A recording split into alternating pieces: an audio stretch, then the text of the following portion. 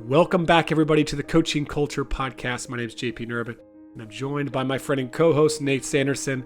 On this podcast, we talk about leadership and culture, primarily with a focus on sports to help coaches.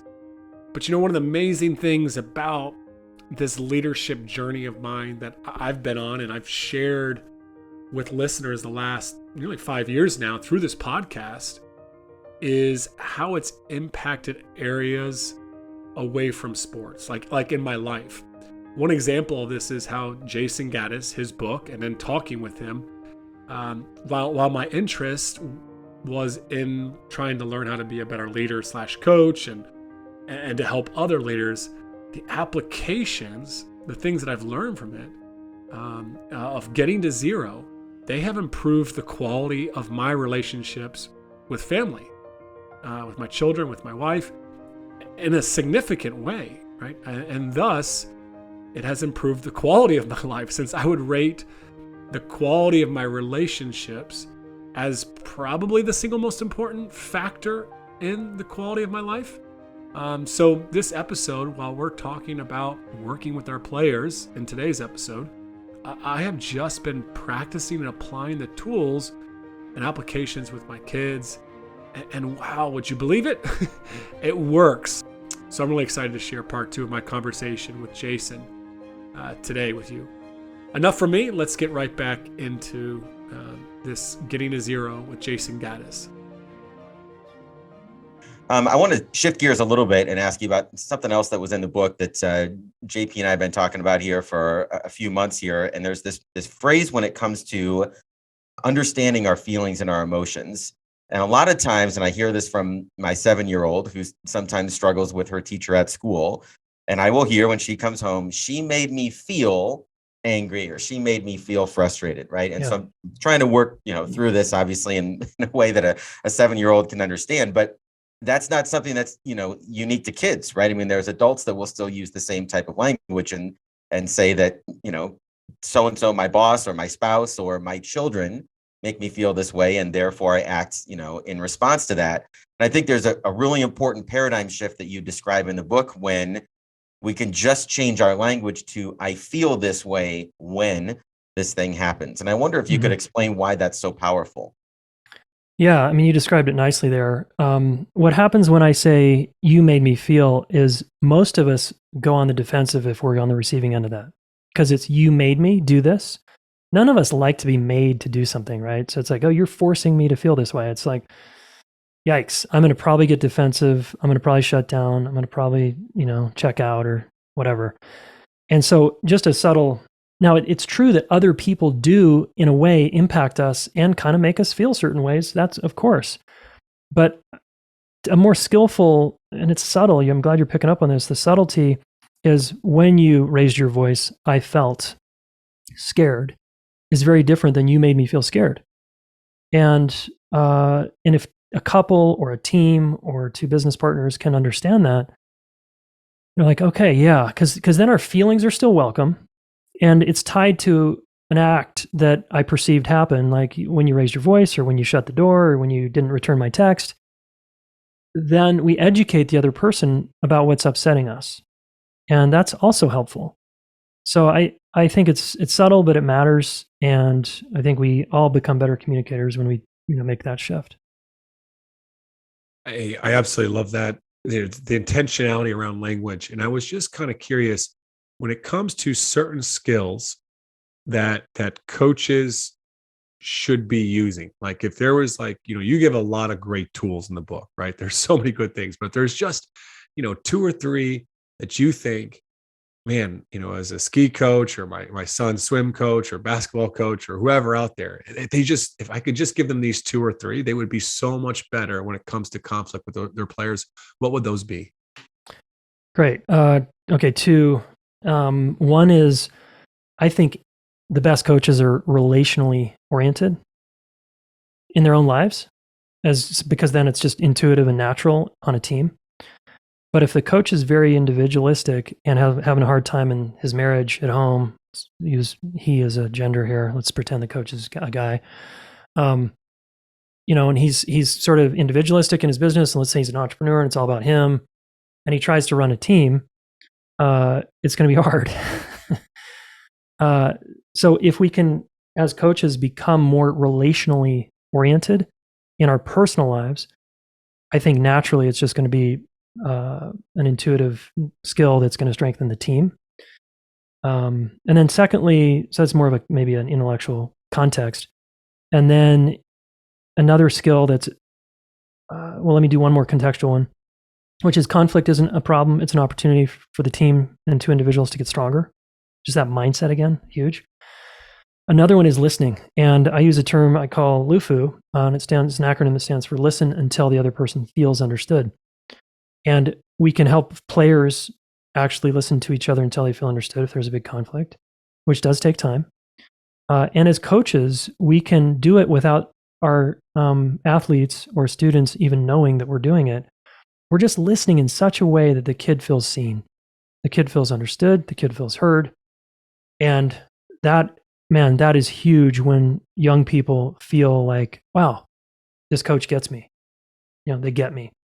And with a commitment to listening until they feel understood, there's a few basic skills in there that I could go into. Might take a while, but a couple key ones are bringing your genuine curiosity, right, about their experience. Remembering their experience is 100% valid. It has nothing to do with right or wrong. It's just valid because everybody's experience is subjective. And then when we validate their feelings, let's say, well, I'm pissed, coach. I'm pissed about this. I'm pissed about that. We can say, that makes sense that you're pissed. And we can tell them how it makes sense to us. It makes sense because, yeah, I see that you didn't get the ball. I see that you came in late to the game. And I see that would be frustrating. And we had an agreement that you were going to do this. And instead this other thing happened. Totally makes sense. You're frustrated. Instead of what a lot of young people get is, that didn't happen. That's not what I said. That's, and it's defend. So if we can instead do the more humble thing and listen to them until they feel understood, I think that goes a long way for teammates and athletes.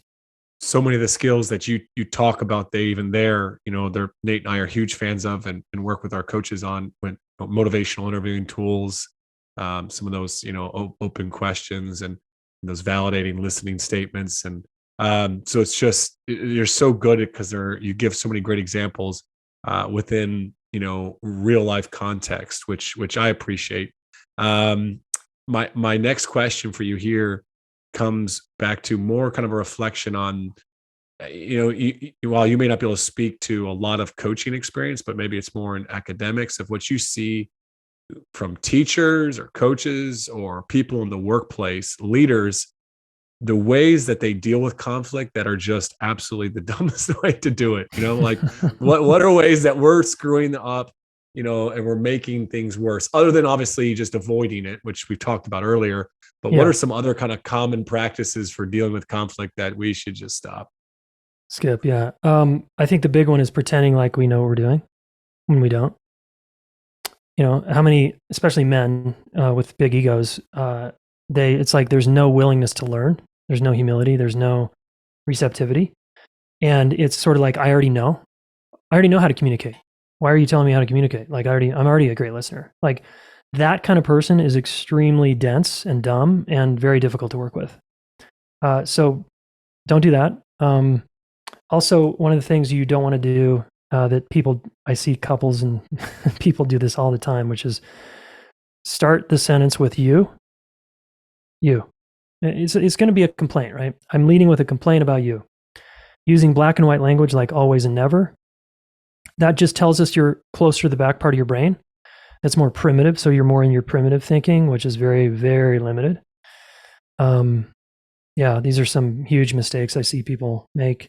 What's another one? Here's one. And this is tricky with coaching because when we try to change people, right? You try to change a coworker thinking that that's going to like, finally, we're going to get our shit together and be successful as a team. Usually that doesn't end well. The person is likely in the wrong seat. You probably are likely not understanding their values very well. And you're trying to ask them to do something they aren't totally capable of doing. But they're kind of with you. They're saying, no, I can do this. I can do this. And then you keep trying to kind of contort them into the role. I think coaches do that on teams as well. When it's like, oh, this is kind of a swing and a miss here. Maybe we need to slow down, step back, take a breath, reevaluate, look at this again, listen better, try to find out if maybe we're in the wrong seat or the wrong role. Yeah, those are some thoughts. I could go on, but those are a few don'ts. I got a little scenario for you here. I'm curious as your perspective on, and this is kind of following up on the LUFU idea of listening until they're understood. Because I think as coaches have evolved, and coaching certainly has evolved over the last 20 years to be more player centric, maybe is the right word for that. Like there's more value in player input and sharing the why with your players and engaging them, based on their strengths and that sort of thing. What I see coaches struggle with sometimes is opening the doors and saying, I'm trying to understand your perspective. I want to work together on this. I want you to feel heard. I want to genuinely understand your perspective better. What's been difficult, I think, for a number of coaches is how do we still land in a place where we're after solutions?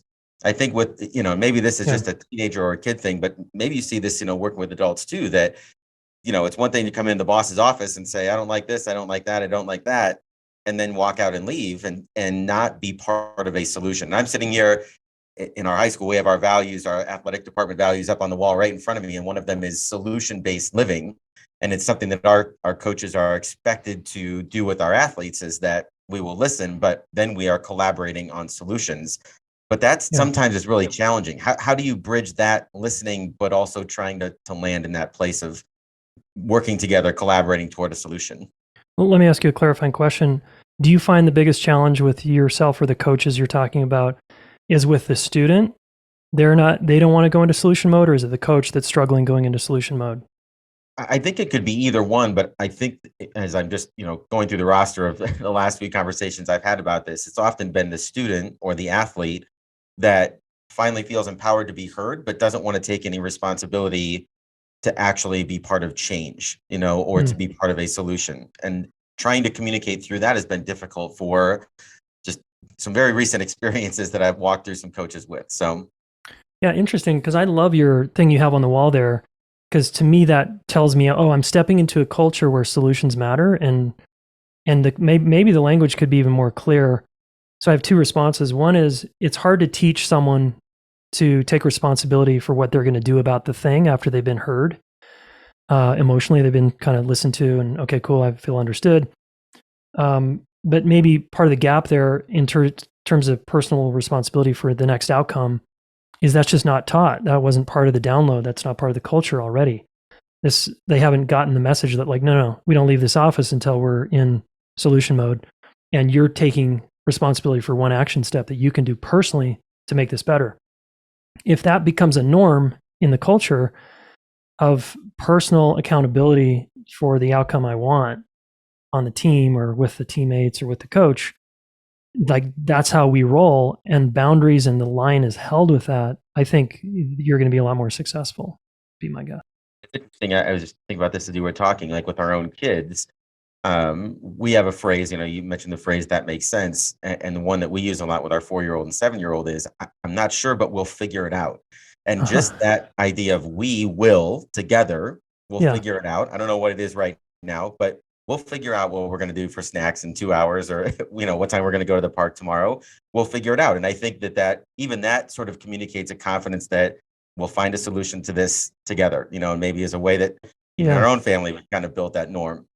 Yeah, so your kids are expecting it now. It's like, oh, this is how we roll. We're going to figure it out together.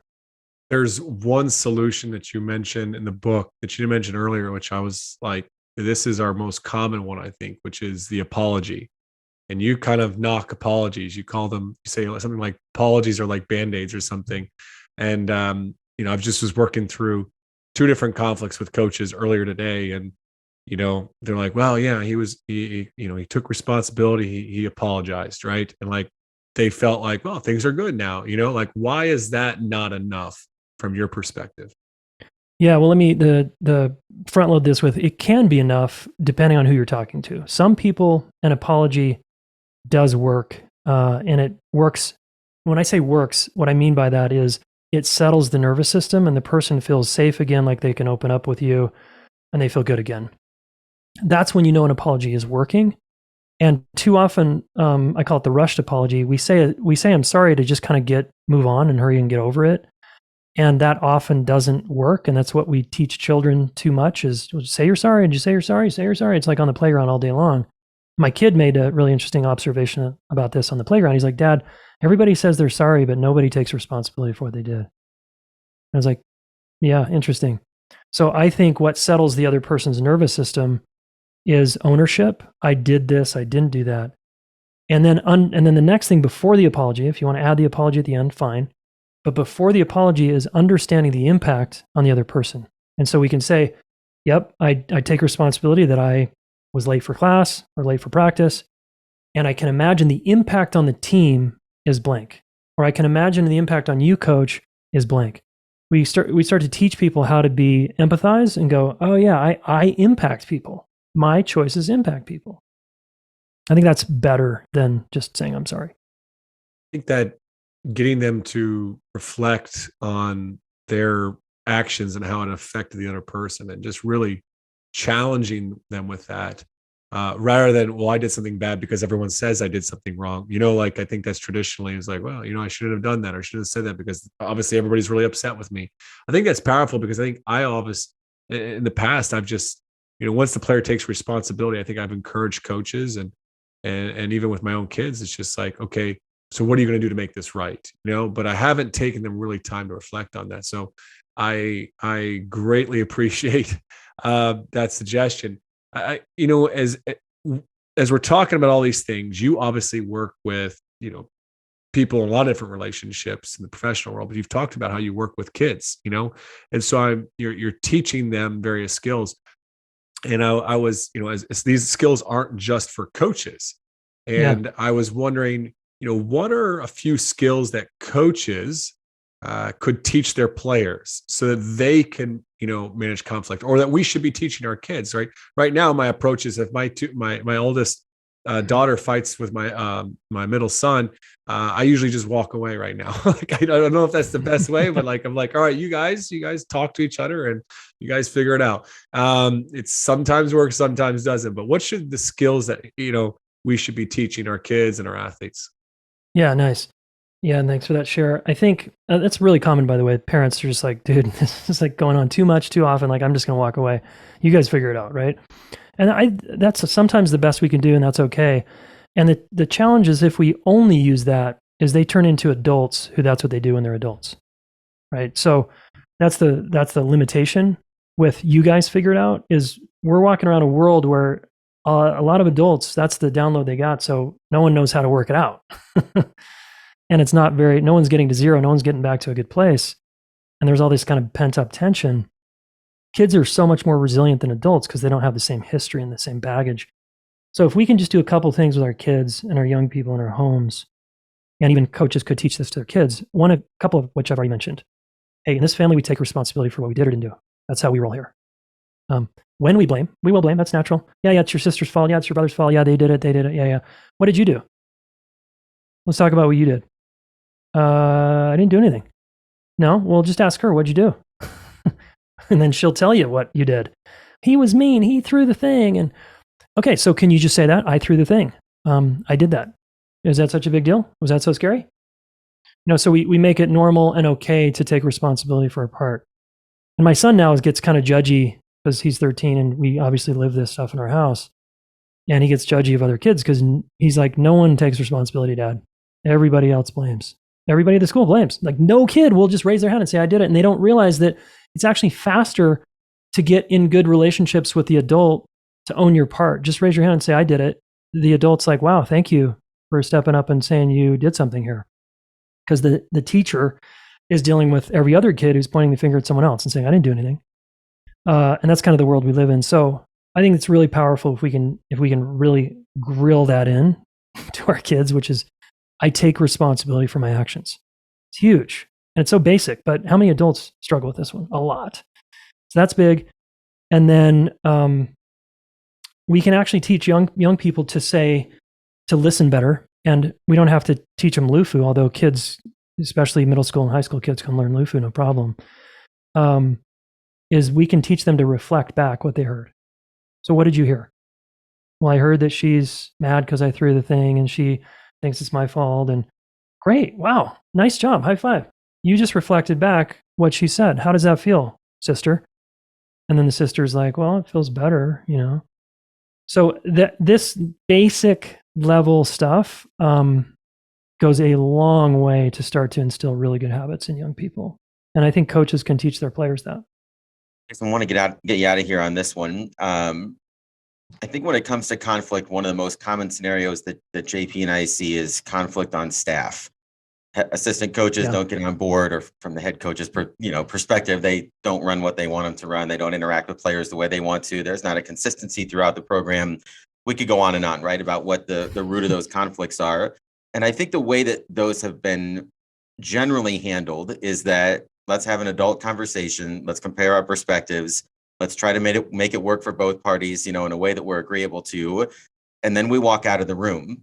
And the piece that is missing, or at least based on what I kind of read in your stuff here, is that oftentimes we feel like that's enough, but we don't do anything to reconnect after the difficult conversation.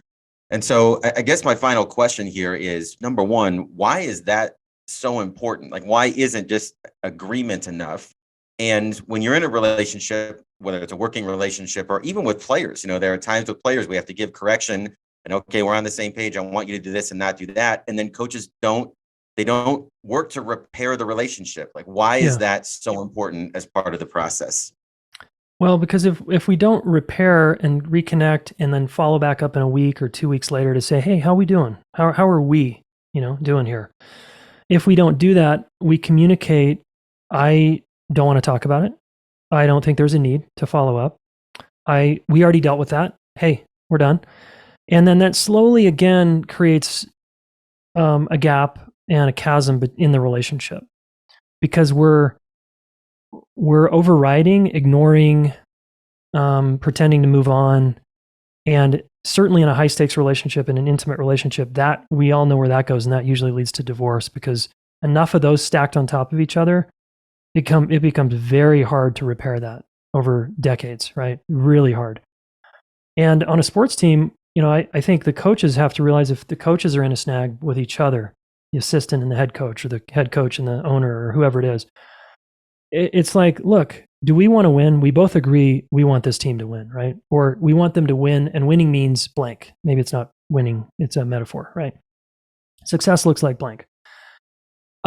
Well, how are you and I in our relationship right now? How are we living that? How are we doing? I don't know that if we want our players to behave in a way that's like different, it starts here. We got to be different. And I know we have challenges together. You challenge me sometimes, I challenge you. You annoy me, I annoy you. We haven't synced up yet, and that's totally cool. We're pretty different. And I want the goal as much as you do and as much as the team does, but we're going to have to do this differently. And our modeling this has a massive impact on our players. Just like in a marriage, if you're brushing shit under the rug, kids see that all day long. And that's the transmission they're getting on how to do relationship later in life. So is that what we want to teach our kids? So I think, it's got to go farther than let's have an adult conversation. It's let's make sure we're at zero. And zero is, we don't have to like each other, but we are going to be a badass team, you and I. And we're going to use our differences and how challenging they are, and we're going to turn them into strengths. Are you on board with that? Should we do that? Because I think you have things I don't have, and I have things you don't have.